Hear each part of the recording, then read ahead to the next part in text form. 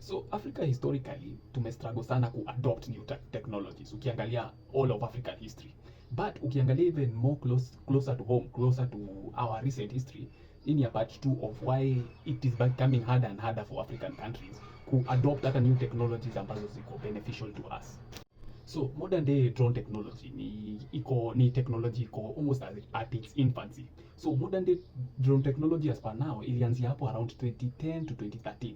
So as per 2025 hiyo technology ni around less than 15 years, you will imagine. So ukiangalia hiyo technology, one of the things ambazo like iko most important ni inatusaidia ku overcome a certain challenge ambayo iko all over Africa na specifically Kenya, ni that hatuna very good infrastructure. So one of the ways ambazo ilikuwa the most innovative ambayo niliona ni in Rwanda walikuwa natumia drone technology ku deliver madawa in remote areas. So unaona like especially for places kama Kenya kuna so many remote areas ambazo zinakuanga hazina the right infrastructure either through road ama rail. So most of the time unapatanga kwa hiyo situation it will, if hiyo technology ka harnessiwa vizuri inaweza tumiwa ku delivering goods all over the country. Hata especially so many times tunasikianga like kasa hizi a lot of kids wanaenda kufanya exams. Those papers necessarily it is possible ku fit the technology kuweza ku deliver vitu kama hizo either madawa ama past papers ama even ballot boxes to different places in the country where ambayo like hiyo hiyo road networks ama rail ama infrastructure is not very good. So one of the things ambazo like ilikuwa most funny about that technology venye ilibuniwa hivi, kuna some of the things ambayo ilikuwa my frustration at that time venye niliona when regulations will come into place ku fit ama ku regulate the industry. So nitawasomea a few things ambazo zili come into play immediately. Now you can imagine hiyo industry was at its infancy. So here are some of the things ambazo like lazima ungekuwa nazo ili kuoperate just a simple drone. So kulikuwa like lazima uregister na ndaisoma word for word then I'll explain. Every drone must be registered with the KCAA. KCAA ni the Kenya Civil Aviation Authority.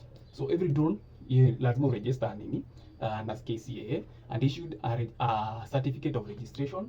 Ownership cannot be transferred without prior approval from KCAA.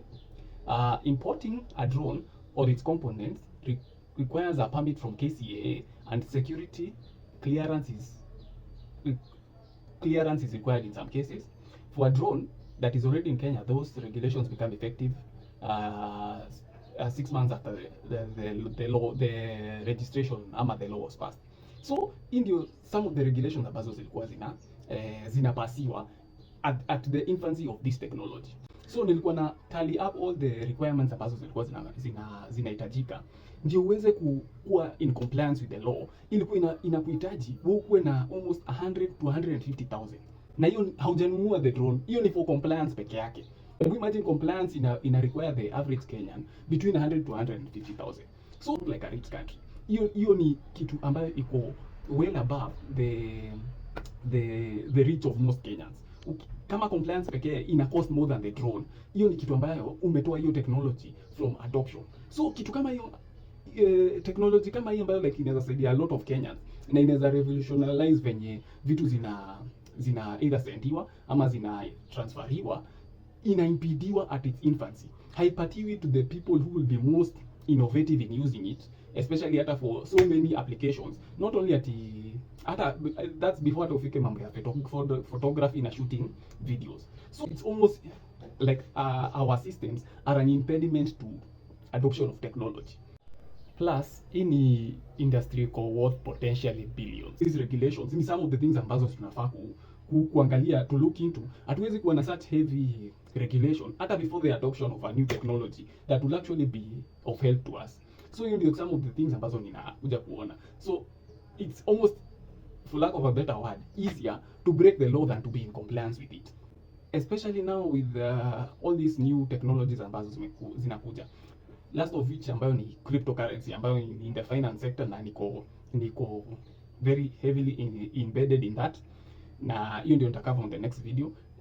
The regulations zinaputiwa in place zina impede ama zina hinder the adoption of that technology, and that's what I'm going to cover on my next video, na mambo ya cryptocurrencies na finance na venye inasaidia our financial systems.